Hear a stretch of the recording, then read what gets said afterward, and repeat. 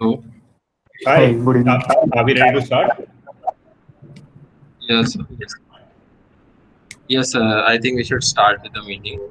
Okay, I just have to go through a introduction little bit. sure. Welcome everyone. Thank you for taking out time and joining us for today's talk series. My name is Siddharth Prasad and I'm a fifth year student at Anand National University. Just a little information before we get started. If you have any questions during the presentation, please type them into the chat box in your Google Meet panel, and I'll bring them up during the presentation. And we'll also have time for questions at the end. So, yes, right away, today is the fourth of the series being presented by architect Hetal Mistry, architect Prem Sharan Patel, and architect Gautam Tiwari, sir. So, we'd be honored to have you share your thoughts and gain knowledge, sir.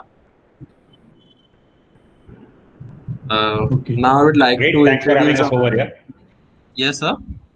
Thanks for having us over. Really appreciate it. So, now I would like to introduce our first presenter, architect Hetal Mistry. An architect by education, SEP with 20 years of experience. Initially, he worked with architecture firm Mataru Associates since last 14 years, exploring emerging technologies, integration in field of architecture design and delivery.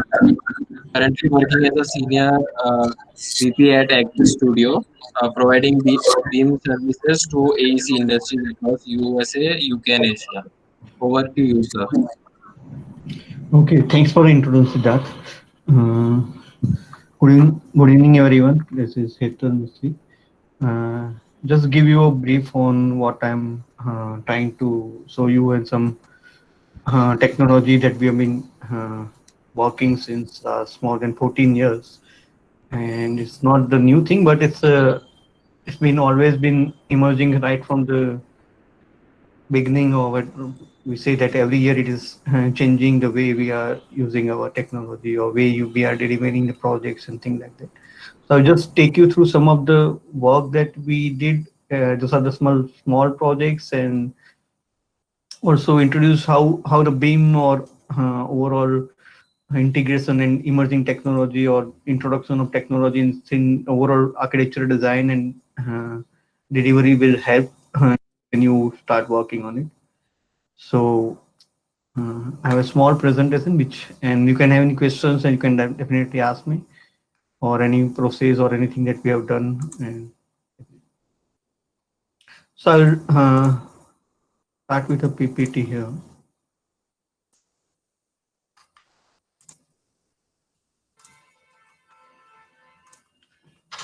Okay. My screen is visible, correct? Yeah. Siddharth, are you able to see my screen? Yes, yes, sir. Yes, sir. Screen Okay. is visible. Yeah. Fine. So this is a technology where we started means to work on a BIM platform. Before that, definitely, as we used to work on we started when I joined architecture practice. We started with the drafting details initially, and then also the CAD was there. So, as we say that the world before CAD and world after CAD introduced into the industry, how the it has changed the overall scenario of how the people started working, how the overall effort and overall efficiency was increased. At the same time, there were some pros and the cons of what we used to do in as a hand drafting and what we used to do in CAD drafting. Means like CAD has a definite means in CAD there's a command called copy paste. So that command I think has wrote many times definitely helped, but also created chaos and other information that we missed to see or detail out. So both had a pros and cons, but in CAD definitely the way we used to work was a bit different than the way we used to work on a drafting table. And similarly, when we started working on Beam platform, which is more of a 3D with an information, it has definitely changed the way we have been working, and we are the more in like how we work and how we collaborate with each other, how the integration and coordination with other disciplines and how to solve more and more complex excuse me, more and more complex design problems, how to design and more means geometry with parametric uh, conditions and algorithm. So this is like it has given us some more opportunity to see, analyze the way we design, the way we share our ideas, and the way we share our thoughts, or put it more inform design decisions, or it has overall increased the speed the way we can introduce and share ideas with others. This is just the three scenarios that I've been got a chance to work in. And definitely, we started in a school where we used to do hand drafting and had models, uh, physical models of wood or any cardboards. Then we started working on CAD, doing details and major CAD drafting details or designing everything in CAD or 2D blocks. And further on, how we start working on 3D platform. So it is like always, it is more informed designs. At the same time, it has more less chances of errors when we see multiple levels, when we compare plan sections and elevations. Definitely, that's the one thing. What is there in a 2D, it is there in a 3D also. So when the got introduced, it has started all the teams members who are working on a different consultant like architecture structure, MEPF, and the site or other team members used to work as a part of the team. But at the same time, integrating all those modeled all those information has started generating new issues. So managing those information is also a huge task, and how well and how composed and systematically you manage those information is also a primary requirement of overall BIM scenario when we work. At the same time, when we look at the industry, there are multiple software which are available, and means also different firms use different software to uh, design the way they are comfortable with, the way they are comfortable designing a more complex geometry or a quick work around of a design, or look at the integrating different disciplines together, doing analysis of structure or a mechanical part. So the multiple types of softwares have been introduced in the industry, and how well we can work together, or how best we interoperate those softwares to get benefit of those information which is generated at one platform, and how it is transferred to other platform, or how we can combinedly use those information so it can work as a one stream project. So this was the main challenge that we started facing on.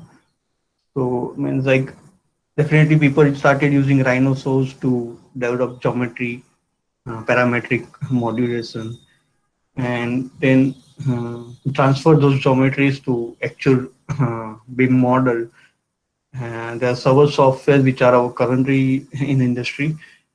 One we started using was the Dynamo, which will help one to generate the same type of geometry through programming language, which is supported in the Revit software, and the same geometry can be replicated from Rhino to BIM, and then further on developing a geometry and the skin and other structural part or a facade elements into the BIM software. So this is one route of interoperability, but definitely there are other routes of interoperability between different softwares. So when you start at a conceptual stage, you work on a one software. When you start at the design or documentation stage, or at the construction stage, you work on a different software. So it is like interoperability between different softwares on how best you can do it, because there are not many available in the industry. You need to choose the one which is best for you, and then take it forward. So these are like and how we see that okay, the BIM is done, but how it is getting constructed on site. So ultimately, it is going to help to the people who are working on site. So the BIM at the for more complex project, as well as for the more project information with a larger scale of projects. So how you develop those actual drawings for the complex geometry facade, and things have been uh, possible when we start using this softwares. And so it has all actual 3D information, actual three-dimensional points, coordinates to uh, construct or to get the geometry, actual size of the facades and things like that. So these are like different software that we can work together. Like Dynamo will take up, it's a visual programming language where we can work with a basic coordinate points and transfer geometry from the develop geometry, develop facade, and add apply different types of parametric curtain wall systems to those things. So, and as I say that when you started a project with one software from a design drawing or a sketch, and how you take forward the same thing from a basic model of a lower LOD, means lower LOD means like level of detail that you introduce into the model, to how we take it to the level where it is at higher design documentation or CD stage, what we call a construction documentation stage or working drawing stage.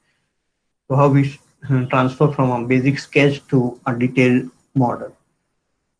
And then adding more detail, which is like we used to do in a 2D, but actually the same thing can be replicated in 3D, and it can integrate other discipline elements to check the constructability, to check how is there any clash between these different elements. And so this is like architecture and structure element, but when you start working, adding more and more mechanical, electrical, and other discipline elements, it get more populated, it get more complex.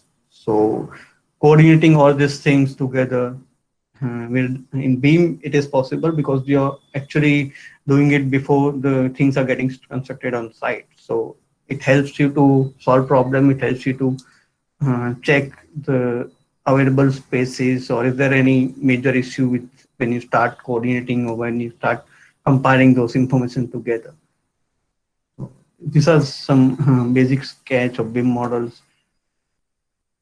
Then one more thing that we have been always try to achieve from BIM is to extract actual quantities of elements, actual list of equipment, list of types of equipment, types of element that we have been used, number, size, area. So these are quantity of each and every element that we use in a building can be quantifiable, and it has exact information in terms of what is there in the project. It will give you correct information. So quantity schedule, what we call it 4D of a project.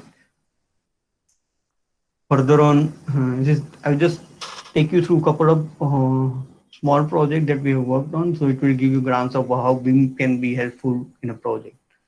This is an old existing building where there was a renovation project.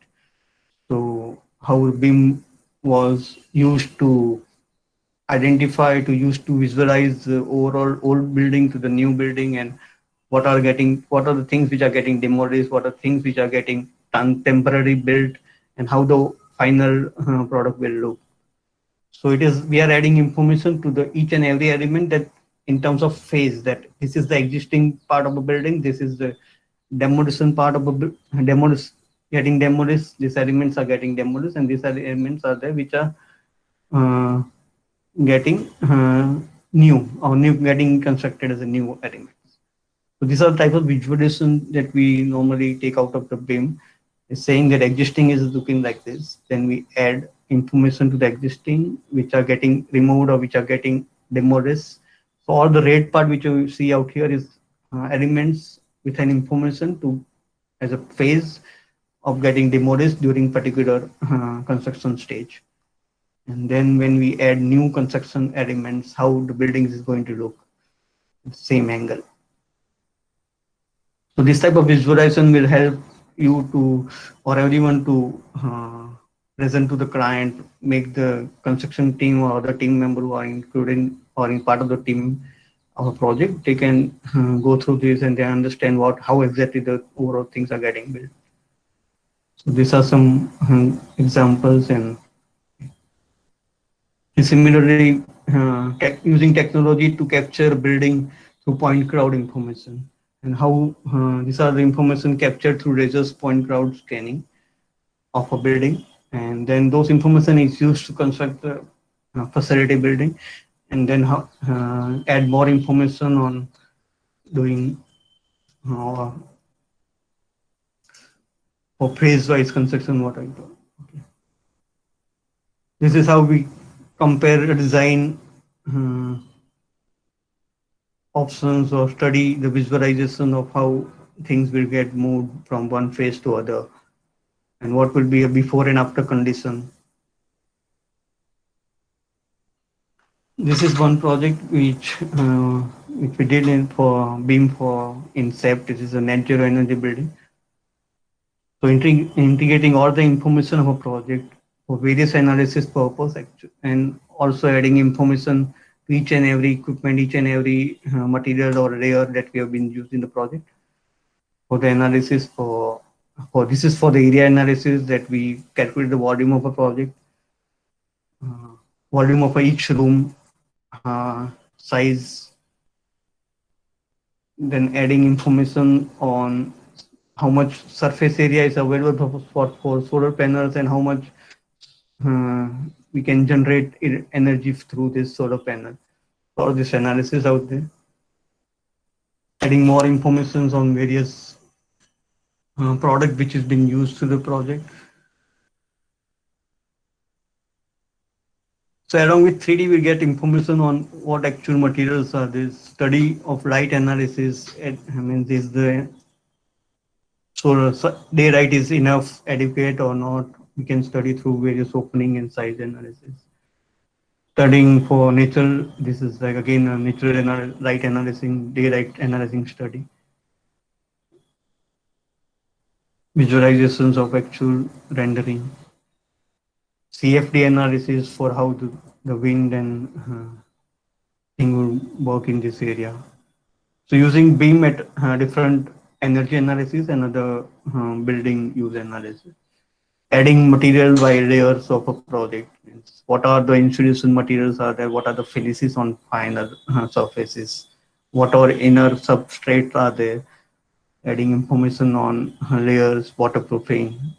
So you can create overall quantity to understand exact information, exact condition, how it's getting built. Getting scheduled quantity extract from a project. Of what all equipments are involved, what are the product information, what are the own manufacturers information. So this all information will get populated into BIM model, and one can easily identify the products. This is how a building will look when we just see do the transparency of a skin and see the services which are get there. This is a small project where we showing how a prefabrication would help when there's when we do through BIM. So this is like a project where it is getting constructed in US and getting built in New Zealand. So how the overall project is designed, all the elements are being manufactured at one continent and then transferred to the other country, and it get built out there. So for this project was like modular system for 7x7 foot modular system, and used for multiple types of units, residential units, and how this can be further populated to develop one bedroom house or a living room and a kitchen integrated house.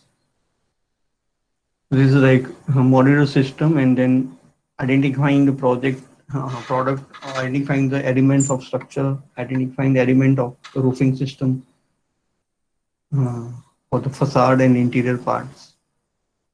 And then when we compile together for a project, how multiple modular elements are getting combined together, making a large residential project. And counting or extracting informations of each and every product which has been used in a project at the design stage only, then getting quantity of parts, elements, junction conditions, floor plates. So these are like multiple ways to use information which we develop in a BIM and then take it forward for quantity and things like that. So when we get a schedule of a product, which is for each and every elements, that these are the number of pieces that can need to construct at this stage of this size and this uh, joint conditions. So everything gets manufactured at a factory, and then same thing can be applied for the site adaptation part, where we put actual BIM model with the site topography condition, checking whether what is the condition when we need to construct a plinth and once the factory is manufacturing or has manufactured all the products, how it gets shipped to the site and assembled at site, and the building is ready at time. So these are the final product images. Then we check about the constructability.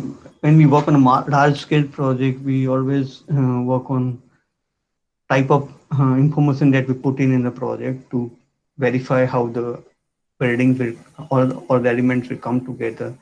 Check the constructability of each and every element. And useful for the people who are working on site condition. Develop virtual mock-up, which are actually representing the project. Doing a site logistic analysis, identifying which will get first built, which area is getting as a storage part, and which area, how the movement of vehicle would be there. So all these things come up when we start adding information as a phase or as a. But this BIM is used throughout for at a various stages of a project, and it is up to the user or team who is working on it that how best they can use it, what information they want to extract, how they want to share those information to the team who is working on a different part.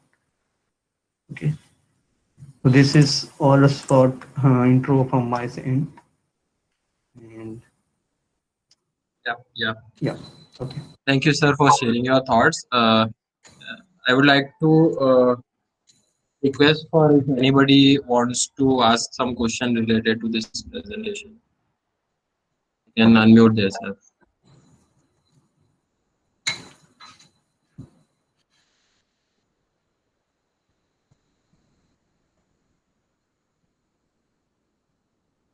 Yes. Okay, let's start with the next presentation. If yes, sir. So, thank you, sir, for sharing your thoughts. So, moving forward to our next presenter, architect Prem Sharan Patel. He studied BR from BC Patel School of Architecture, APID, Vallabh Vidyanagar, and gained a diploma in Advanced Computing Arts from Center of Development of Advanced Computing, Ahmedabad. He is a head of the Department of Visualization Studio in HCP Design, Planning and Management Private Limited. He has been associated with this firm since last 15 years. He has introduced usage of VR, AR app development, 3D scanning and aerial survey, etc. in the firm. Over to you, sir. Thanks, Siddharth. Good evening, everyone.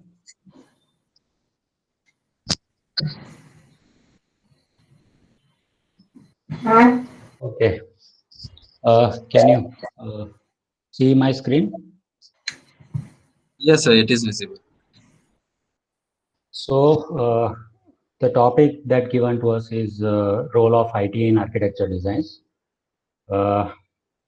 As we already know, the design process consists of these many steps. It starts from defining the problem, then we collect the information, data, context, everything. Then we brainstorm with each other in office, within our friend circle or seniors. Then we develop and build a model, develop a solution. Then we present this idea or solution to clients, and after receiving feedback from client, we improve our design, and the circle continues we go further and further and further and keep refining our designs. So during this step 4 and 5, which we generally call design development stage or presentation stage, we need a lot of visualization where we show clients in graphical form how our ideas are going to look like, or how our ideas are going to function. And this is where IT has played a crucial role. Generally, for visualization, the tools which are currently being used, common tools which are SketchUp, 3D Max, Rhino, Lumion, Photoshop. If you want to create basics, say mass of the model, or basic visual of the model, you use SketchUp. You need, if you need advanced visuals, you go to Max, Rhino, or for faster animations, you use Lumion, and sometimes Photoshop is also being used. So in our firm, we use various other softwares also as per our need. Not only we don't only rely on the conventional tools. We use various different softwares, various different tools, and try and check whether they fulfill our requirements or not. The role of IT is to suggest right tools as per the need. For students and for young professionals who are starting their practice, or even people who are going to get jobs in other companies, they may not be able to afford all those tools. They cost very high. They require a lot of training. They require a lot of expertise. And yeah, sometimes there are cheaper alternative, or we can say open source or free alternatives available, which can be used to do our needful job.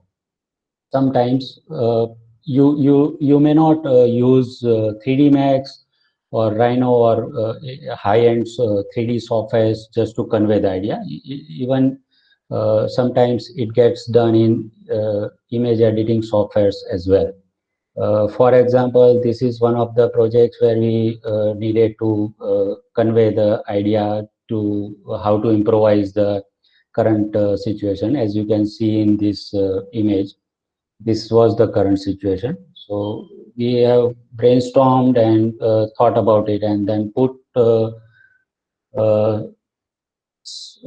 few design elements and improvise this, and then be able to convince the client that yeah, this can be done and this can be improvised.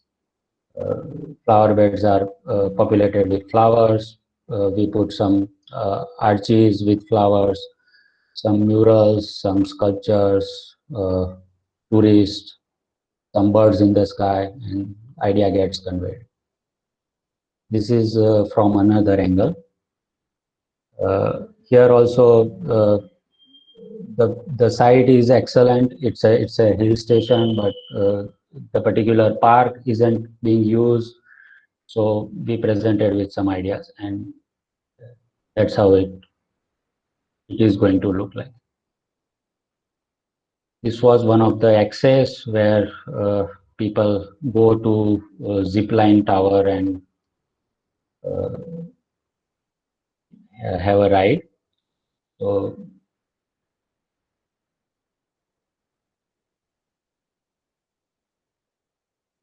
it is not necessary to use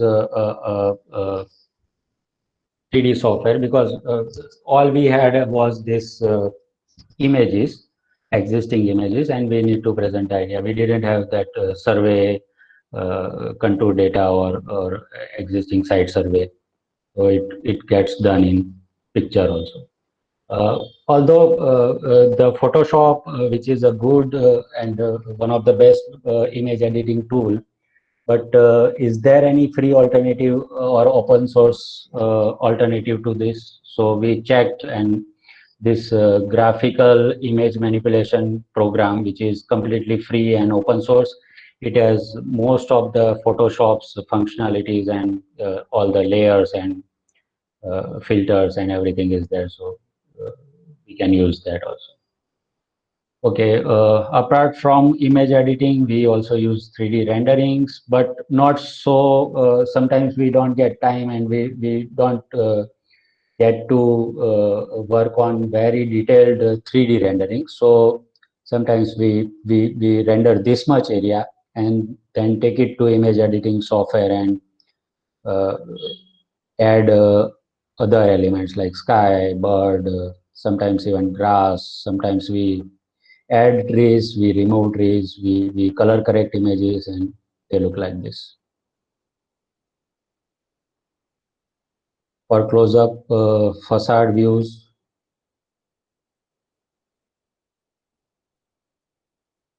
sometimes we put elements like aeroplane, sky. Uh,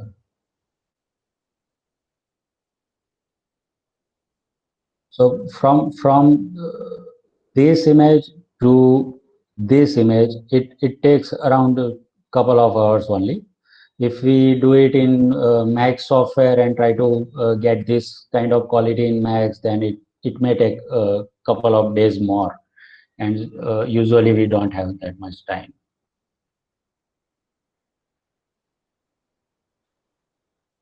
So one can take SketchUp views and try adding Photoshop layers and get similar results. Yeah, if you know any video editing software like After Effects or Premiere, and since you have all the elements in separate layers, you can give them some movement and get a result like this. You can add music, you can add clouds, birds, you can just zoom in, zoom out images, panning. It is not as accurate as animation rendering, but yeah, it is fast and it conveys the idea, it conveys the design, and clients get convinced by this.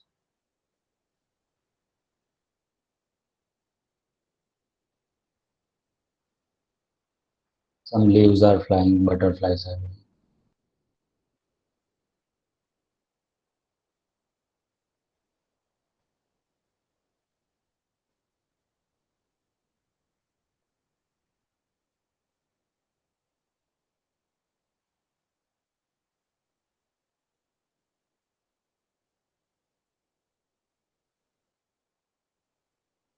If you are good at Photoshop, you can turn them into night views also.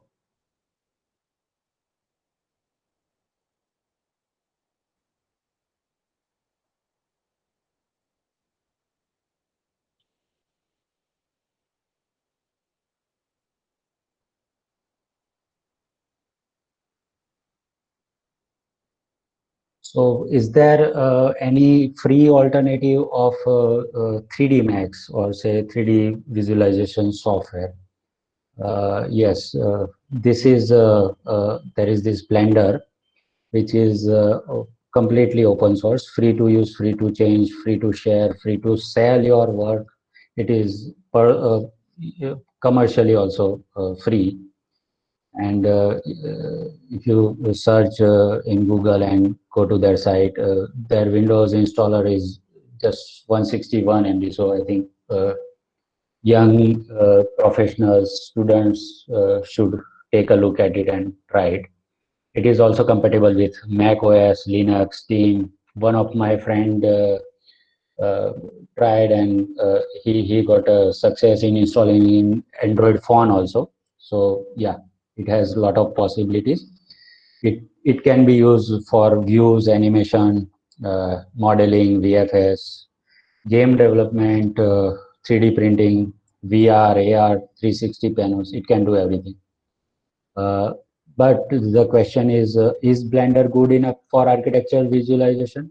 So we tried and checked in websites. This eMirage org, which has produced this Barcelona Pavilions model, and daytime view, in golden hour. It looks, it has all the functionalities. During blue hour or say twilight, it has all the uh, lighting settings and available. It is a bit complicated, but yeah, if someone tries and then the benefit is very, it is free. So I mean, for entire life it is free. So one can, yeah, in interior views also, materials and everything gives very realistic visuals. So we tried for one of our project. This was rendered in 3ds Max, and we tried and took this model to Blender. And in your left screen, the image is rendered in 3D Max. Right side, this is done in Blender. So it is quite possible to achieve a similar result.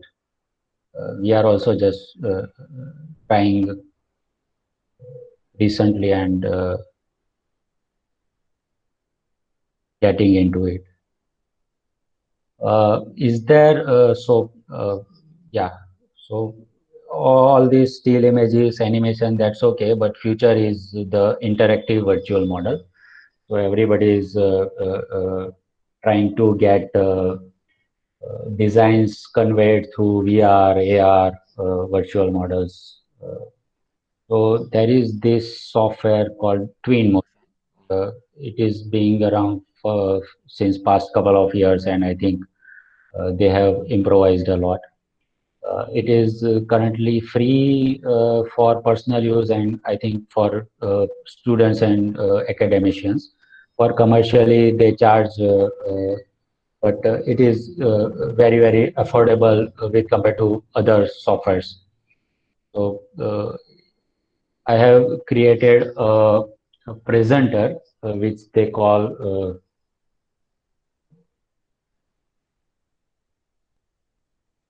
for their interactive model. This is one of the plan view. Interactivity is in terms of changing the light, uh, time of the day. One can change angle, you can move around the model. If you have set presets, you can go ahead and jump into the model. There is this pedestrian mode and fly mode. We are currently in the fly mode. So we can go into pedestrian mode and we can move around. We can go back and forth. And they have this very nice library of trees, materials, people, vehicles, everything. So one can try. Yeah, it will require some heavy high-end graphic cards to operate smoothly. But yeah, one can try with current systems and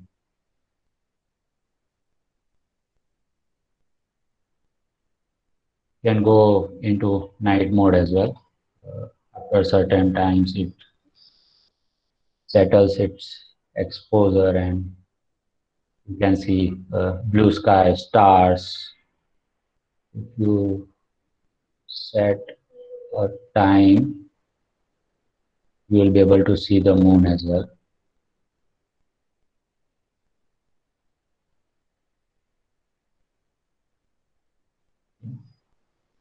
Uh,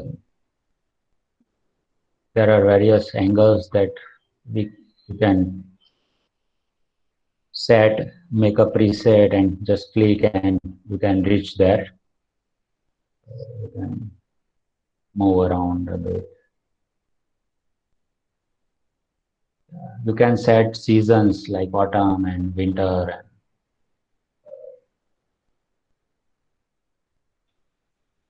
This is normal. Yeah, this is rainy season, monsoon. Rain is going. You can Also, although we are not lucky to have snow here, but yeah, you can set as per your need.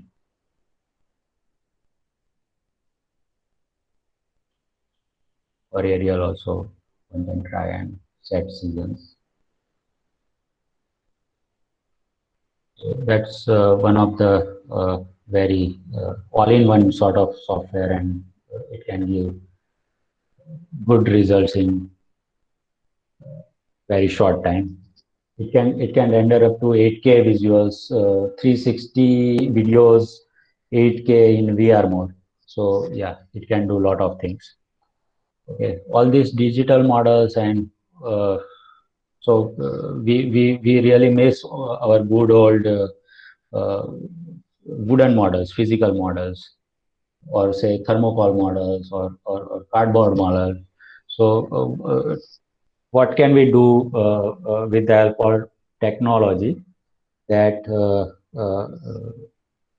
is going to make our all virtual models into physical models? So recently, not recently, but since past 5-6 years, this 3D printing technology is getting popular, and a lot of people are started using it. The architects are still not using in that much areas, but yeah, this can be, you can make site models existing, propose another angle of this model. Some present scenario, this is historical scenario, and this one is vision. You can take a printout of satellite image and put 3D printed blocks over it and check whether it sets matches with the existing areas or not. This was done for our urban morphology study. We took 500-meter area from various international cities and tried and checked about their density and build forms, and we made around 30-40 such tiles. They are all 100 mm by 100 mm tiles. It can be useful as a library of 3D printed forms. Whenever we require, we take a reference of these tiles, and it can be used for product designs also. This was 3D printed, completely 3D printed model of a lampshade. What are the affordable alternatives of 3D printing? There are many branded international brands who are selling 3D printers, and they cost in lakhs. But is there any affordable which students and young professionals or people who are recently into practice can use? So there are these 3D printing kits available online. You can order from Amazon, Flipkart, or many other sites. There are many Indian manufacturers are also which can provide you such machines, which is really helpful for our designs to convert our virtual or digital models into physical. So that's it for now. Thank you.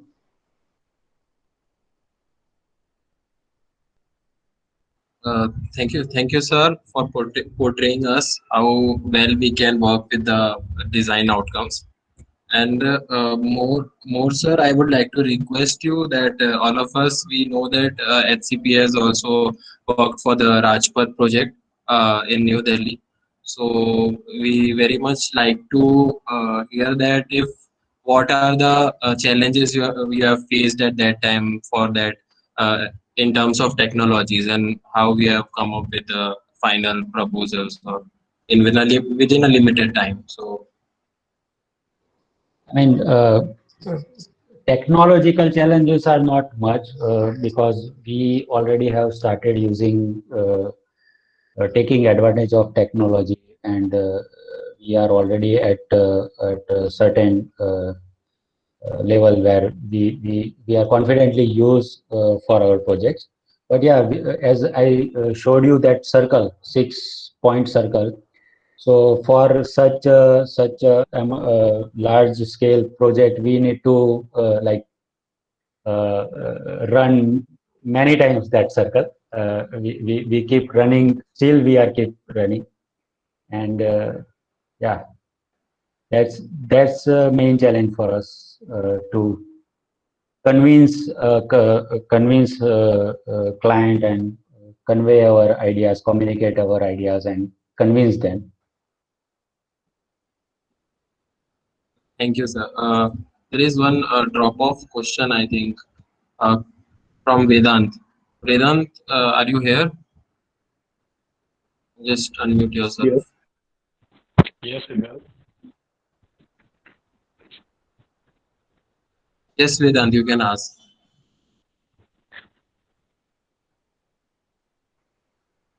I think what he meant to ask was whether we use Corona renderer or not. Vedant, yes, we do use Corona renderer. We do use V-Ray. We use Lumion. We use Twinmotion. I mean, we use everything. Whenever we get a chance, we take a hands-on experience and we try and use it in professional work. So yeah. Yes, sir. Actually, I am confused between Twinmotion and Unreal Engine. So I don't know. Unreal Engine, yeah, Unreal Engine is the company which has made this Twinmotion. They use their own platform, Unreal Engine, and yeah.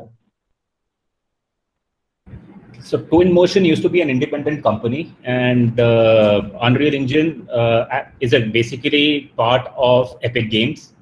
Epic Games is a gaming company. They are a rendering engine which was focusing on the gaming industry, and now they are aspiring to get into AEC space because their solutions, their visual solutions are really, really good. Unreal Engine and Unity are two of the largest game engines around, So basically, Unreal Engine acquired Twinmotion 1 year back, and with an absolutely critical focus on architecture, engineering, and construction industry, and with amazing results. I mean, it was awesome what Prem showed. It's the kind of results that that Twinmotion was able to bring in through. It's a lot of gamification that has been achieved, ease of use, because Twinmotion was not the easiest software to use before Epic Games picked it up. And now the amalgamation of the visual quality and the gamification is really bringing about amazing results for Twinmotion. Yeah, thank you, sir. Actually, basically, I saw the videos of Unreal Engine, so I found some things like when we come in near the switch, so they show the on and off options and that type. So Unreal Engine actually has Datasmith. Datasmith is a bit more codified approach to creating VR content and really good hyper photorealistic solutions. But then you really need to get into Unreal Engine with a lot of depth. What Prem was suggesting was quick options, not getting fussed about the visual output, but having a design solution ready so that your design, the loop that Prem showed, that is very important. You can't fuss over the visual quality too much at times, and you have to get your design process going. Prem would be able to expand on that. It doesn't end there. I mean, you will always have feedback, and you are going to run that circle again, and you will generate visuals again. So it is better to get results quickly rather than going deep and going into coding and everything. And yeah, if you have interest, you can certainly go inside that, and it is a really interesting work. But for architects, for visualizers, I think that will be a little bit distraction. So better to stick to the design and to the visualization. yes. Yeah. Thank you, Vedant. Yeah. Thank you, sir. So I would like to move towards the concluding presentation by architect Gautam Tiwari sir. Gautam Tiwari sir is the co-creator of Trazy, India's first VR platform for the building industry, development under the ambit of his startup SmartVizX.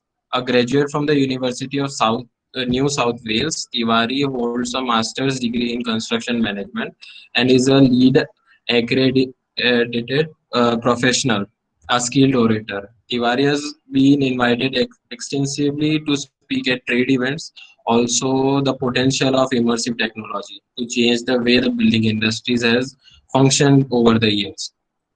Over to you, sir.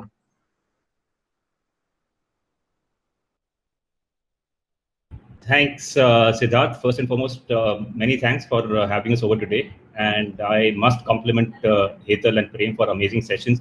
You guys have really set the bar very high. I hope I can keep up. But a great session, great initiative, Siddharth. Yes, Prem sir, I think you have to stop the presentation. Thank you, sir. Yeah. So just getting started, I'll first start sharing my screen. Just give me a second, please.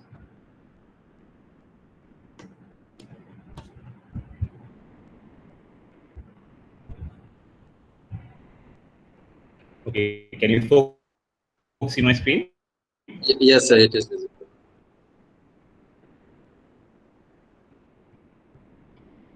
Okay, so guys, what we have done in the 3 quarters of the session that we've already run, Hetal and Prem spoke about a very horizontal way of implementing technology in the profession, how their practices have brought technology in to great effect, and how I think the most important message that I kind of took away from both these sessions was that we do not need to kind of run away from technology as we have been guilty of as a profession, but embrace solutions, and solutions that are useful, solutions that create a loop of knowledge for us, and that loop of knowledge is something that we have to focus on in terms of what we need to deliver for our clients. So what I am going to be talking about is, now I'm going to be diving deeper into what we do as a company, and I am going to dive much deeper into one vertical, which is immersive technology and virtual reality in particular. And then I'm going to take you guys through to, if you were to implement virtual reality, bring it into your workflows, what you really need to do. And we'll spend 2-3 minutes talking about the product we have created, Trazy, which is India's first virtual reality based product, and competing at a global level now. And also then just kind of quickly show you how what kind of users we have currently and what you would need to do in case you want to kind of come on board. So very quickly, I'll just like to quickly spend a minute in terms of what brought me here, why am I here, a bit about me. As Siddharth has already established, I'm an architect from IIT Vallabh Vidyanagar, and I did my master's in construction management from the University of New South Wales. I worked over 2 decades in India and also internationally. Before I started SmartVizX, I was the director for global projects for Asia Pacific's largest design and build firm. I co-founded SmartVizX in 2015, and in 2018 we launched Trazy, which as I said, is India's first virtual reality product. I am a great fan of J.R.R. Tolkien. I'm very passionate about long distance running. I've done over 20 half marathons, 10 full marathons, including 2 in Ladakh. And right now I'm currently preparing, in the middle of the lockdown, had this dream and started preparing for the Khardungla ultra marathon. It's supposedly the world's highest ultra marathon. And aside from work and running, cricket and hard rock music were really my first loves in life. I'm not sure which came first, but as far as my memory goes, they actually started in a parallel for me. So having established what I am about, let's just move forward. You've heard about this a bit already in bits and pieces from Hetal and Prem, but Autodesk also, in its annual report of 2018, identified for the next 2 to 3 decades what are going to be the key trends that will shape our industry and the practices. And I would like the entire group, because we are talking to students today, I would like you, like Prem mentioned, somebody might have a calling around technology and you might want to dive deep into technology and pick something up, or you might want to kind of start a practice as soon as you graduate. There are 6 trends that we clearly see emerging, and if you would have noticed, that's exactly what Hetal and Prem also spoke about in the first 2 sessions, that building information modeling, growing use of cloud, digital real-time collaboration, 3D, more and more of 3D modeling, less and less of 2D AutoCAD stuff, immersive technologies, and Internet of Things. These are going to be the 6 defining technologies of our profession for the next decade and more. And I would really urge each one of you young architectural minds which are shaping up currently to endorse this, embrace this, endorse this, and take it forward in your way of professional being as once you start moving out into the profession. But we are here, I'm talking about immersive technology. Let's just take it a level deeper, and what exactly does immersive technology really mean? And we'll only be able to touch very basics right now. In case you want to dive deeper, please feel free to kind of get in touch with me separately. But immersive technology is a technology that allows you to interact with simulated world via the new age techs like virtual reality, augmented reality, mixed reality, and now we are even talking about extended reality. Some of bits and pieces from an image editing perspective.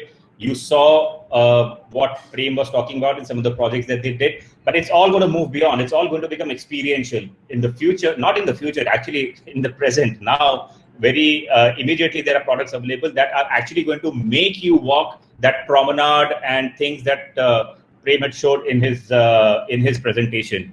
In an immersive environment, the user blends the virtual environment with the less cognizant and is less cognizant of the physical environment.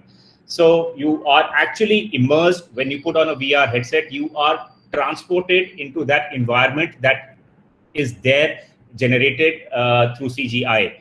The use of immersive technology are manifold, and it's spread across many industries. So AEC has a most commonsensical use for it, but the first industry which actually used virtual reality was the gaming industry. Education sees a huge use of it now. Entertainment, marketing, art, and healthcare, all these industries are waking up to the relevance and the importance of understanding their particular professions and their particular solutions via use of new immersive technologies. The quality of virtual environment depends on the hardware. Prem spoke about how Twinmotion might require a superior GPU to run. And that is, I think, the next big thing that our profession is going to see. We still run on outdated machines. I don't want to take any names, but one of the leading architectural practices that I was recently interacting with, they had a machine from the early 2000s in their office. Can you imagine that? And the whole world is now moving towards the superior GPUs. As of yesterday, Jensen Huang, not yesterday, I think a couple of weeks back. I saw the article yesterday, but I think it's a month-old news that NVIDIA announced, Jensen Huang announced RTX 3080 GPU, which is out there now. And the whole purpose of coming up with these faster GPUs is that as we move to the cloud, as more and more information is being provided to us in rendering frames, all of that needs a huge amount of visual compute to happen per second, and that is not going to happen on machines that are going to keep crying as you put in models that are going to be filled with the information that is necessary for real-time interaction to happen. So I feel we are at a cusp of technology inflection point where a huge surge of new age GPUs is going to filter into our industry, and it's good. I don't think it's bad at all. It's high time we embrace technology in the way it is supposed to be embraced and not shy away from it. There are supporting technologies that I just spoke about that are required to enable immersive tech, which include VR headsets, haptic, motion sensors, cameras, speech recognition. But now we are going a bit geeky here. A VR headset and a superior GPU can actually help you get there, and we're going to briefly touch upon that particular point as well. But how did virtual reality really come about? Is it new? Is it like just now? No, absolutely not. VR as a concept has actually been around since the 1880s. And the first real VR display came in the 60s, 1962. Morten Heilig actually created Sensorama. a 3D display, and it was a very refined version of that bioscope that at least when I was a kid, we used to see. It was or the we used to have something called it was some viewer, it used to be called, I remember, and all of that was around immersive technology itself. Of course, the technology was not so advanced. It was, but the whole evolution of immersive technology really started happening since the 60s. And in 1994, Sega actually released, Sega is one of the largest gaming companies from Japan. They actually released the Sega VR1, a head tracking VR device. But 2014 was really the big, 2012 to 2014 was the big evolution, big manifestation of VR in terms of it hitting mainstream, because Oculus came into the market. It raised about $2.4 million from a crowdfunded marketplace, and released a $300 VR headset for it to go mainstream. The potential was so immense, guys, that Mark Zuckerberg, Facebook, actually acquired Oculus for $2 billion in 2014. And ever since, it's been just an upward surge for the technology. It moved beyond gaming, went into various other industries. And we say that in 2018, we had our big moment. And India also released the first virtual reality product for the building industry. And we are very proud to say Trezi was that, I mean, in fact, if you notice the whole presentation that we saw today, was there one Indian product in these presentations? No, because we have always been followers. We have not been trendsetters. We have not been leaders, but now we are firmly on the world map with a product of this nature. So how does immersive technology and architecture tie together? So today architects we saw a lot of this already today. Designers create their workplace, home designs, campus designs using 3D design modeling, authoring tools like SketchUp and Revit. There are other BIM tools as well. There's ArchiCAD and Bentley and various other things. The whole we architects communicate schematic and conceptual design to clients by generating static renderings from fixed viewpoints like PPT and various other things. And that's what, I mean, I'm not talking about the 3% of the technology leaders that you have on this particular call. 97% of our profession still works with static renderings. And that is the crux of problem that we are faced with. We communicate our designs with our clients in a manner that they do not understand. And that is where the whole gap of expectation starts to widen through the process of project delivery. And in the end, there is confusion because the client turns back and says that, hey, listen, my project does not look like what you had actually promised me at the beginning. And that is the problem with static rendering, because a lot of the design intent is left to interpretation than actual realization. So that's the next point. Since this medium is neither to scale nor immersive, other stakeholders often do not fully understand the design intent. And multiple design iterations, delays, design finalization due to lack of tools to explain is basically causing the big challenges that ail us. And that is the problem of collaboration. And we're going to talk about that a lot in the next 5 minutes. Because again, if you noticed anything around the tools and tackles and products that we were talking about in the first 2 sessions, very few are products that are allowing multiple people to work on the models together.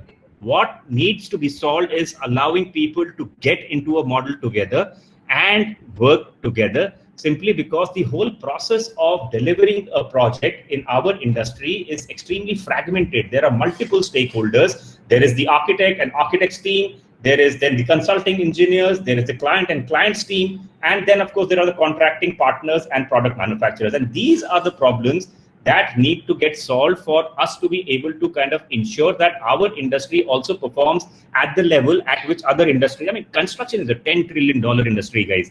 And we still do not have a platform that allows multiple people to work with a similar level of understanding on our projects. So imagine the whole potential mess that we're dealing with, but that is one part. If there is a problem, there is also an opportunity. So imagine the opportunity that we have if we are able to kind of work with a solution that allows all of us to have a uniform level of understanding.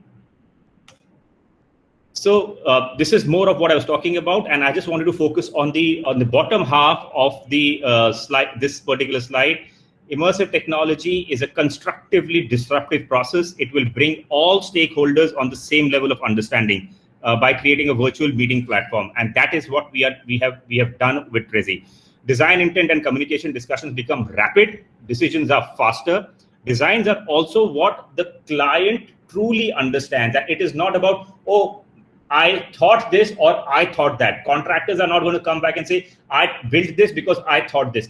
Everybody is in the same model at the same point in time. The lack of or the gap in the understanding is actually very effectively managed by through a virtual meeting platform.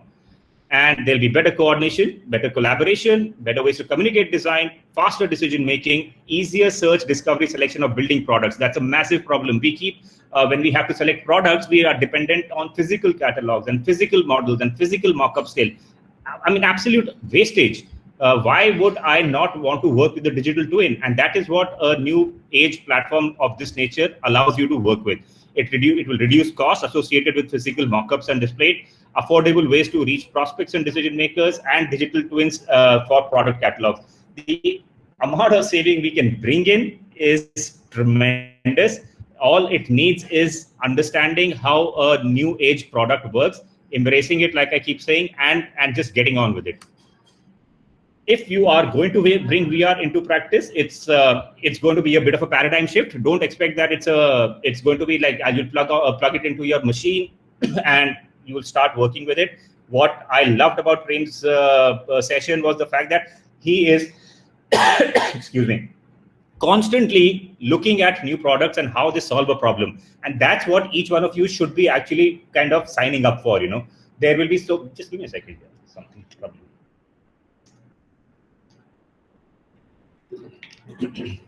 Yeah.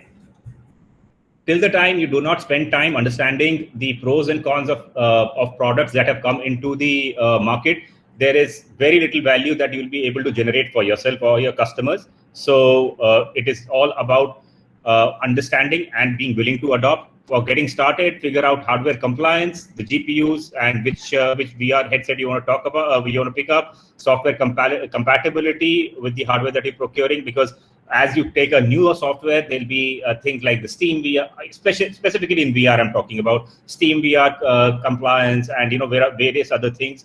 So a SketchUp, are you a SketchUp user or are you a Revit user? For Revit, there might be a plugin, but SketchUp might be running native, so there will be some understanding.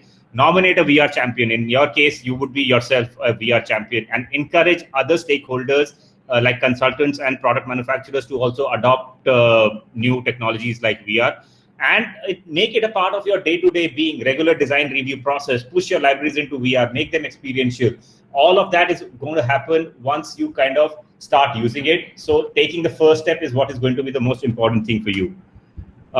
It's a right VR device. We are dealing with students, so I don't want to spend time on this one. And for you guys, I mean, it's an opportunity to really. So we spend a lot of time with students. We have had students of SPA, Sushant School. Now I'm going to Chitkara University next week, and I'm also here speaking to you guys. People have taken their final year thesis projects to the jury using VR, and I can't even tell you the level of excitement it has caused. And Sushant School students come back to us every year and they say, hey, listen, we do not unfortunately have it in our college yet, but we do definitely want to use the technology to showcase our thesis project.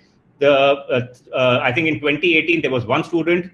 2019, there were 18 students. And this year, I mean, we are already kind of done a workshop with about 70 students already. And their thesis is, of course, impacted due to the pandemic, but they are potentially 72 students who want to actually present their designs using VR. So it's just this sort of encouragement that we need. But why are they doing it? Because the first guy who used it said that, hey, listen, I got a crit on my design the way I have never been able to get in my 5 years of education, 4.5 years till then, of course, in my previous 4.5 years of the time at college, And not just that, due to this particular experience, the guy actually went and got a job at Gensler.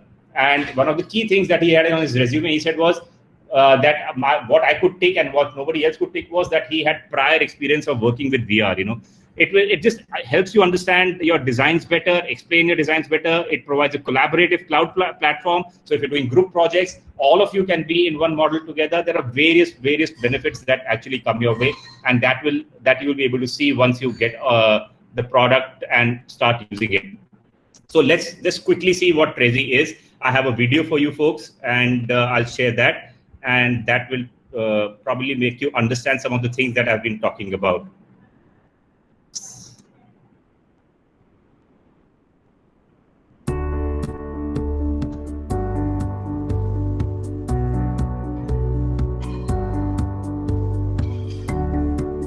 Trezi by SmartVizX is a fully immersive virtual reality product that dramatically transforms design experience, coordination, and collaboration in the architecture, engineering, construction industry by enabling your project team to experience the design at full scale. Trezi's comprehensive features support a number of use cases for architects, designers, and building product manufacturers and suppliers. From design. You guys can hear the audio, right? Yes, sir. Yes, it is audible. Design presentation to client communication, design coordination, design review, and product mock-up and experience tours. All available in both Trezi's desktop mode or immersive VR mode. Trezi converts your 3D architecture or design model instantly into an interactive and immersive virtual environment. You can launch Revit, SketchUp, Rhino, or FBX design models with one click into Trezi's immersive workspace and immediately present the design to clients, colleagues, and other project stakeholders. You can also invite them in to experience the design firsthand at full scale and color and immediately understand the design intent. Use the tabletop mode to orient yourself or your audience, teleport to different spaces in the project, and capture your experiences with snapshots and videos. You can conduct interactive design reviews with project participants and discuss and agree upon design options and changes in real time. Create and set location tags to quickly navigate the design and turn layers off and on, to control the display of model elements. Adjust the time of day in geographic locations to explore daylighting. Insert model elements from Trezi's expanding product catalogs from leading building product manufacturers and its own library of assets and materials. You can modify the model by selecting and changing design elements from the library, or replace them with specified products from a catalog. Cut, copy, paste, duplicate, or delete model elements. Move or rotate model elements to adjust the layout. Layout grids and object snaps keep model elements in line. Share and communicate your design decisions with coworkers and collaborators using 3D renderings, 360-degree screenshots, panorama tours, or video walkthroughs which are saved in 4K quality. You can also easily share these via email, messaging apps, and social media. Building product manufacturers and suppliers can create a product's digital twin and replace the need for physical product samples. Trezi enables you to explore and understand the product design interactively in all phases of design. Experience these products in the actual design and space of your client. To experience this with your designs, subscribe to Trezi at our website and download the software to your VR-ready workstation or laptop. Along with your Steam VR-compatible virtual reality headset, such as the Oculus Rift or the HTC Vive or Vive Pro, you too will be ready to experience design at full scale. Trezi saves almost 30% of the time spent in the design process by enhancing efficiency and increasing design understanding, communication, and collaboration, thereby increasing productivity.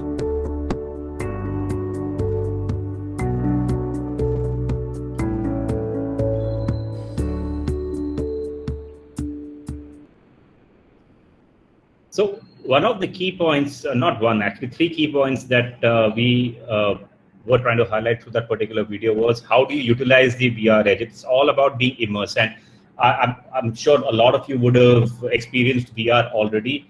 You know, it's the magic of being immersed in your design. That is really what takes the level of understanding of the nuances, finer nuances of design to another level. It is the amount of interaction that an immersive environment allows between a client and an architect and the other members and stakeholders. The quality of discussion enhances because the understanding increases from the extended level of perception. When we make 3Ds and they're static, it is still largely a 2D representation. We never experience the Z-axis. The magic that VR and immersive technology brings in is the experience of Z-axis, and I'm telling you guys, it's beyond words. It really needs to be experienced for it to be for the value to be understood in the truest sense. So it's like I said, Trezi is a fully immersive virtual reality product, India's first, and that is as a product, as a platform which allows product manufacturers to now upload the product information, and that product information can be extracted by architects into their designs. That is actually taking the shape of being the world's first platform that connects architects and building product manufacturers and clients. None of the products that we have spoken about today actually have got the bridge that I'm talking about. Architects work on visualization stuff. Product manufacturers use platforms such as BIM objects and keep their product information updated there with a lot of challenges anyways. But Trezi is actually the first platform that hosts both the information, and in fact, Trezi has now integrated BIM objects, has an integration with BIM objects. So the 200,000 objects that BIM objects has is now available via Trezi as well. So it in itself takes a very different sort of a shape, which none of the other products currently offer. And we have customers on record saying that their design time was reduced by 30% because the clients actually understood what the design really needed was getting done. And it was quick, rapid iterations and prototyping that was able to get done inside of Trezi. And things that people usually take notes of, come back to the office, make changes, and then go back to the clients. All of that discussions were able to get done in an immersive meeting at the client sitting in his and her location, the architect sitting in his and her location. So I was on a call with Hetal yesterday, and I was demoing a project to him. The architect was sitting in Bombay, the project was in Ahmedabad, and the client was in Calcutta. There were 16 changes that these guys were struggling with. All of us got into a Trezi immersive meeting, and all 16 changes were done in a span of 3.5 hours. Can you imagine that? The architect was worried that it would take 6 weeks for the designs to get changed and updated. All of that happened in a span of 3.5 hours. Imagine how much time can get saved if this technology was to kind of be there on every desktop out there. So that's the value proposition. Trezi improves design understanding, identifies design issues very early in the project life cycle, improves collaboration, and for product manufacturers and even architects who are in a competitive situation, it boosts sales and marketing.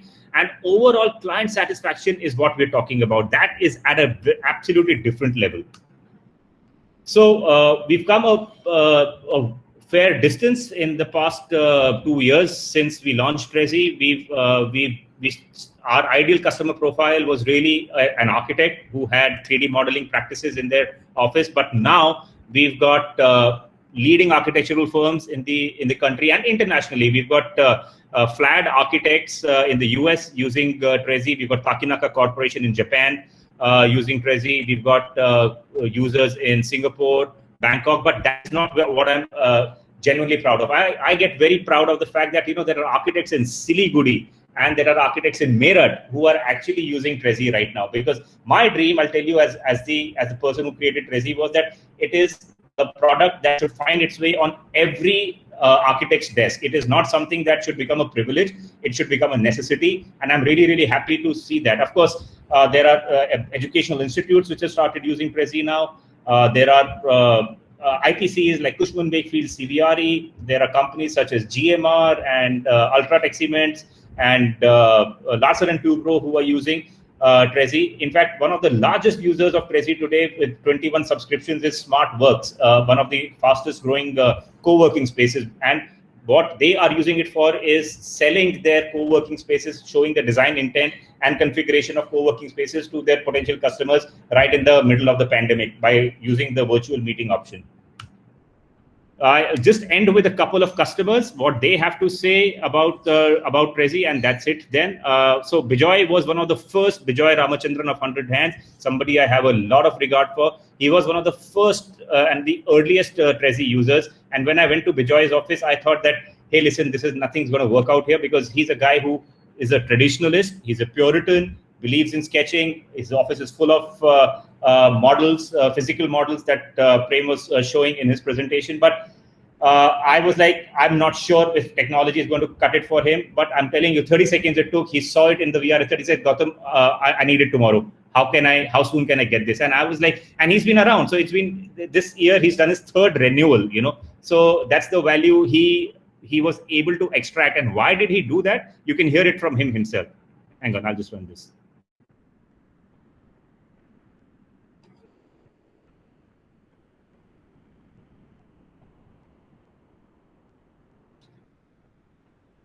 So it is not screening. Sorry, you can't see it? Yes, sir. Can't see it. Hang on, let me try it again.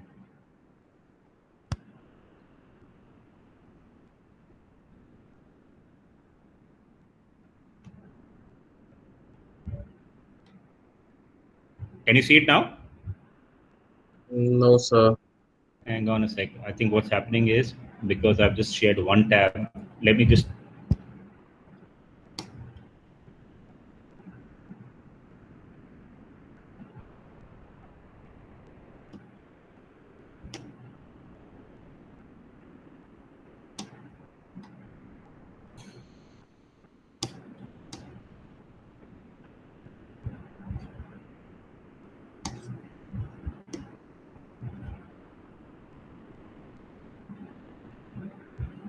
Now we can see, sir. Now you can? Okay, cool. Yeah, Yes. I was using just one tab, that's why. Just a sec.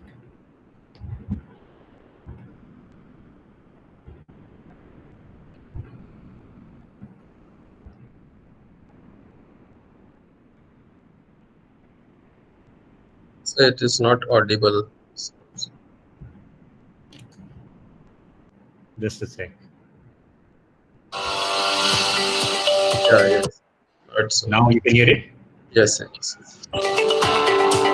We've had a really tough time often communicating information to clients in terms of, just expressing to them what we're trying to do spatially and in terms of, just psychologically being within a space. And by chance, this friend of mine, he introduced us to Gautam and to Prezi Software. They came into the office and in a few minutes, they had plugged in one of our models into the software, and lo and behold, we were inhabiting this building that we had only built on the computer, and it blew our socks off. I mean, it was just immediately apparent how effective this could be as a communication tool, especially with a lot of our clients who can't visualize the third dimension, who can't read drawings. And so this would become an incredible, effective way to sort of have that conversation about what it is we're trying to do.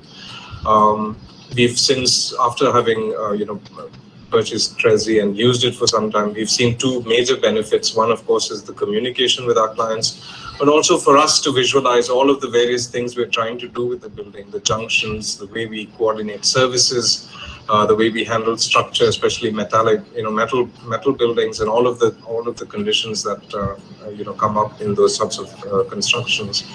So Prezi's really helped in sort of communication and visualization. So I would recommend it highly. Get it without thinking. It's just incredible.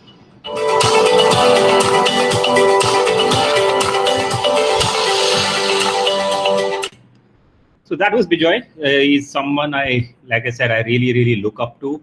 It's not just that he's a Prezi user. He's also somebody who gives us a lot of feedback, and that's what we love. I mean, we are in a situation where a lot of times in the early days we got told off, that how will an Indian company and two architects who have no technology experience, how would you pull this off? There are companies in this race which have been around for 20, 25 years. One, the conviction. Second, good customer feedback, and working very closely with customers has helped us. And extremely proud to have come thus far. And the journey, I think, is only getting started for us. From an India-specific sort of an approach, we are opening up into international markets now. We've got Darren Riza, who incidentally actually was at Autodesk when Autodesk acquired Revit back in 2001, and he took Revit to Skidmore Rowing it was Charles River Software at that time, and took it to SOM and worked on the Freedom Tower project. And he did with Revit what we expect him to do with Resi now. So Darren sits in Chicago and helps, is helping us getting the product to be US sensitive now, so that there is an international flavor, and now Resi can expand into international markets. So that's been our journey. That's been something that we, like I said, we're extremely proud of. But yes, there are users like Bijoy who we kind of thought, had they not been there in the early part of our journey, it would have been tough to shape it. But we also have got amazing customers, amazing customers in the list that you saw. And then we also have our favorite captain who retired recently. He was struggling with the architect to understand how his house in Bombay, that a penthouse in Bombay that was being designed, would come up. And we took Resi to him. So this guy had the opportunity to buy any software, but found out about Resi, called us, and let's see what Dhoni has to say here. Oops.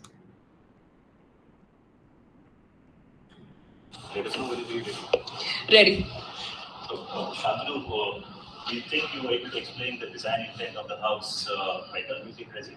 Yes, so basically the whole satisfaction that I get myself also to visualize the space in a right proportion. For me, that was the only worry. Design, I can definitely narrate through a lot of other mediums, but narrating them into the scale was really important. And the rest, like Mr. Dhoni will say that how was his experience. What do you think was the intent explained to you better than it would have been on the drawings and just on the physical model if you would have carried one? The drawings is something that they have been used to for a very long time. This is completely new. What it does is it gives you a proper exposure of the space and where you're standing, and also the color perspective. That's it. If you're putting in the colors, okay, this is what the sofa color will be, how it will look along with the background colors and all of that. So it gives a very realistic picture. And I think if you get with the space, and you can keep improving. You can always keep adding new features year after year, and you don't really know what's good. Because with the technology coming in, you can always improve further. But as of now, it looks fantastic to me, because I'm somebody who needs to see it to believe it. I'm not. A lot of times people say, okay, this wall. I'm like, no, I can't see any of the walls. And in pictures, a lot of times it's very difficult to judge what exactly the architect means. And this I felt was a realistic view of how the house will look, how exactly the furniture will be placed. And once you're standing inside, you can always tell them, okay, I want maybe a few changes here and there. But I felt it was slightly easy, once my wife was quiet and I was allowed to do the maneuvering on my own. So, so other than that, I think it was fantastic. Thanks so much. Thank you so much, guys. It's just expectations have been set high. Yes. Thank you so much. Really appreciate it. Thanks. So that's what it is. Of course, there's the Dhoni side of it, guys. But more than the Dhoni side, I would just urge you to understand the customer's perspective. If the client was not understanding the design side of things at all for 6 months, and 3 hours we spent with him in his home, and every decision was achieved. So that's what the power of immersive technology helps us with. And I would like to end here. Thank you so much. And once again, it was a pleasure being here. Thanks, Siddharth, for organizing this. And it was absolute privilege to be here today with Hetal and Prem. Great session, and happy to take any questions if there are. Yes, sir. Thank you so much, sir, for your beautiful presentation. And it actually gives us a new inspiration of how we can actually work in our future projects, right? So Yeah, now we can take the questions which were filled in the Google form. So, yes, sir. So, actually, sir, we can have a review from all three of you for the same question. So, it is like first question is from Ruchik Rathod is what if 3D visualization can use for final execution of buildings instead of making detailed drawings in AutoCAD? Can't we use detailed 3D renders or something like that for the execution state for certain limitations? I think Hetal should take that. Hetal Yeah, has trained. definitely. That's what we have been doing since last 10 years, that how best we can build the building before it is getting built on the site. So adding all details for actual constructability elements and how it's going to build or what stage of building and what things are going to build at different stage of times. That's what is BIM all about.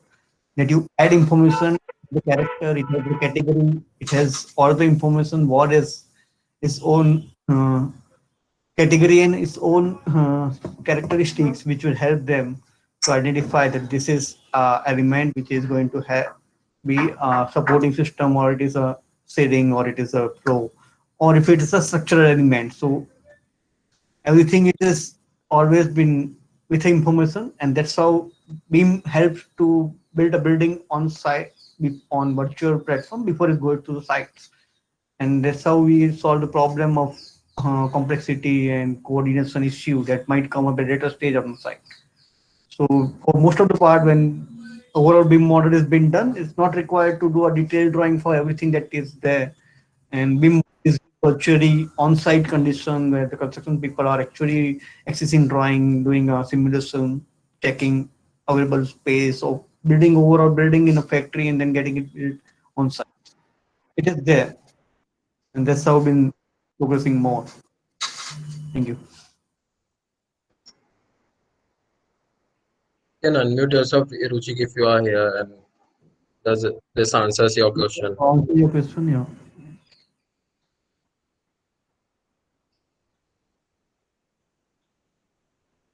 He is in the meeting, but okay, sure. We can take next question. So, what are the career opportunities? This question is from Divya Bharaj. So, what are the career opportunities in this particular direction of the field, especially in these tough times of pandemic? And where do we go from here as in the future? What are the skill sets and interested individuals can develop?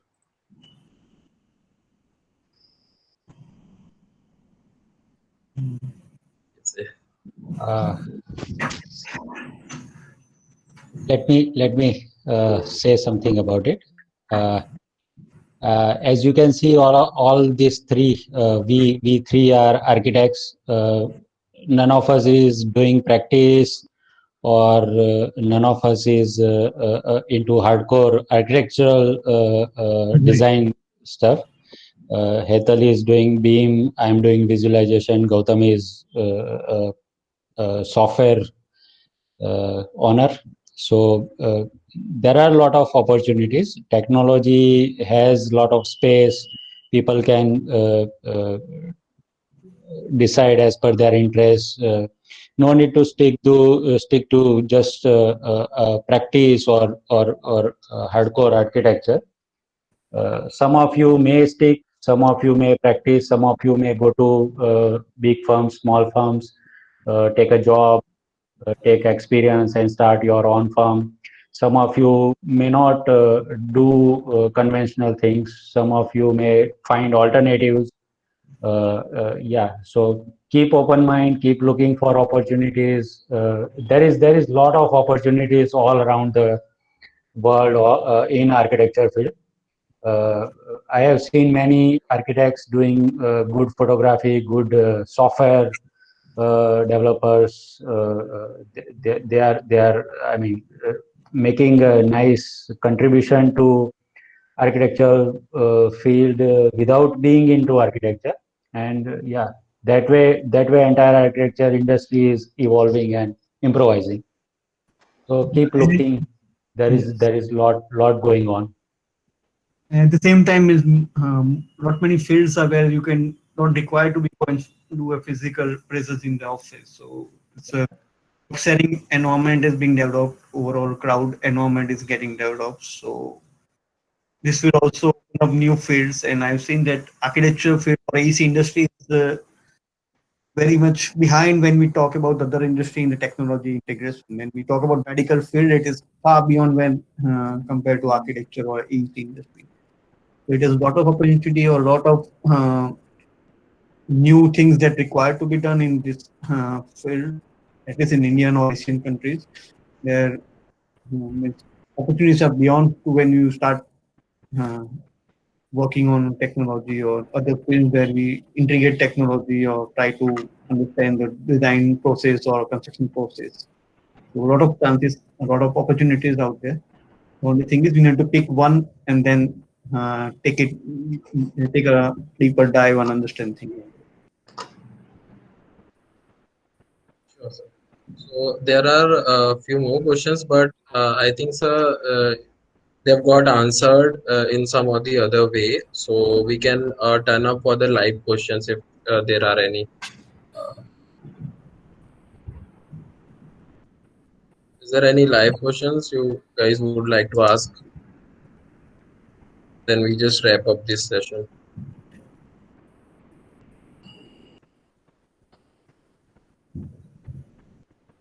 Yes, sir. So I don't think so. There is any question. Okay, guys. There are no stupid questions. Remember that. So please, if there is anything that you guys want to pick up, I know the session kind of ran longer than what we all anticipated, but again, the topic was such. There was so much to kind of get communicated to you folks, and you will not always get an opportunity of this nature. So feel free to ask. Don't feel shy. And like I said, there are no stupid questions in life ever. Yeah. And so there might be things like we have not worked in technologies like this, so we don't actually experienced all these things. So there might not be so much doubts regarding this. But eventually, when we start in future using these technologies, we definitely going to refer all these things. As far as these next steps, learning software or learning developing software is one thing. It is I don't know. Most of the people who have done software have never gone means formal training in this learning the software. They have been started working on it, and that's how they learn the software or explore those software to the limit that even the developer would have never thought of. And sometimes, so it's on the individual how they pick up, how they take up things. Because many times that we worked on some software that Autodesk were surprised that how you did this thing. And we got a reference and we got a review from them. So it's never a new thing. When we started doing it in 2008, it was a totally new first time I was learning about this software. I've never used again before that. So it's software learning is not a one thing, but it is easy. The only thing is how you adopt those things, how you customize to your need, how you put those things together, how you interoperate take information from one to other. That's how things work. So even I like the way your software Gautam is interacting and the way things are whole. Yeah, that's all. So if you're not know the software, don't worry about that thing. It is easy to learn the software. There are tutorials and things are available online. Absolutely. If you need to customize, you need to trick or the way you want it to perform it. That's all. There's a question dropped in the chat box. Is there any difference in cracked and licensed version? Yeah, there's a lot of difference. Yeah, Kashyap. Now people, software companies will run after you if they find out that you're running a cracked version. As far as you're a student, you can definitely work with a student license version. Yeah, you get students benefits now on most of the software. I mean, we give away. I think Lumion has a free subscription. Twinmotion is free for students. Autodesk, anyways, yeah. Autodesk has all the software which are available for free. Means for the students, at least for a year, so you can use that. So I would suggest avoid cracked softwares, but well, we've all done it in our time. So I mean, I won't say anything about what to do and what not to, but avoid if you can, because the companies Also- are far more conscious of it now. They'll catch you here, no point. And over a Kashyap? period of time, when you start working on a work sharing environment, it's not possible to work on a cracked software because we are logging in through a cloud platform, and that's how it is going to work. So in next future, after some years, it will be very difficult to crack a software and then work on it. So they have their own ways of stopping it. Hope this answered you, it- Kashyap. I think instead of using cracked one, you should try open source software. They are pretty nice. I mean, Definitely. Yeah, absolutely. Use the open source ones. Yeah. Absolutely right. there are many options available. You can try that.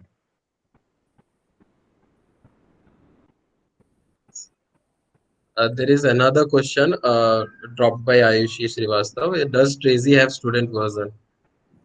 Yeah, Ayushi, unfortunately, it's not free, but it's significantly discounted. And we allow students to pay over a duration of 12 months. So it becomes extremely easy to actually adopt for students. And we are actually working with XP right now to be able to bring the hardware to the students also at a very, very reduced price. So we are very soon, in a week or so, all of you will receive a mail. We are launching a new student-friendly program. And yes, to kind of very succinctly and answer that question in a manner that's understood, yes, we do have a student version. It will be called Trazy Campus, and it will be out very soon, within a week or so. Thank you, sir. So, yes, if there is not any question, we can wrap up this session. I'll put my email ID here, guys. Feel free to reach out to me directly. I'll be more than happy to work with you kids to kind of make you understand we are better. Like we said that we have already gone to 3 universities. We are on the process of going to the 4th one, and we'll be more than happy to run a certification program for whichever universities you are or institutes that you are a part of. Reach out to me, and I'll connect you to the right people in the company. Thank you, sir. Thank you so much. So, with this, I would like to extend my thanks to everyone present here, and especially our speakers. So we are grateful that you have taken the time to prepare and spend an evening with us. Thank you, everyone. We hope you will be able to join us again. Await another drop of message for the same. Stay tuned. This is your host, Siddharth. Thanks, Thank guys. you. Lovely seeing you all. Thanks, Siddharth. Bye. Bye, bye, sir.